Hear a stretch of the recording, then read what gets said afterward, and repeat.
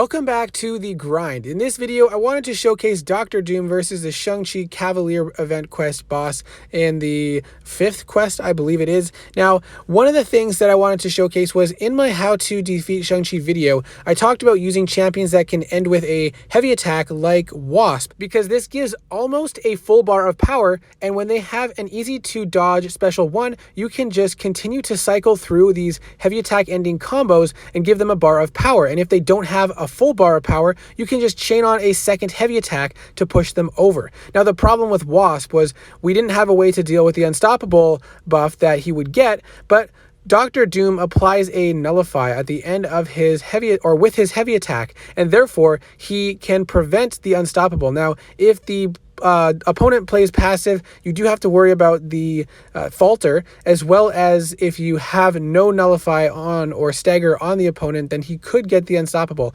But for the most part, you can get into this endless cycle of doing this heavy attack spam at the end of your combo, pushing him over a bar of power, and then just easily evading his special 1, and then repeating. And again, if you do get to a point where your combo ending with a heavy attack does not grant him a full bar of power, if you've been playing aggressive and keep him in the corner, then you can just chain on a second heavy attack and push him up over the limit like this. Why this is particularly useful for this boss is every time you block or parry, he's going to heal. And with this cycle, you never really have to parry, even though I've done it a couple times in this fight, but you don't have to because you're baiting out so many special attacks, or you're chaining on heavies in the corner to push him up to a special attack, and you get to punish his special attacks endlessly pretty much throughout this fight, making it easier to deal with without having to parry. Now, if you do throw special attacks, obviously that's going to make it easier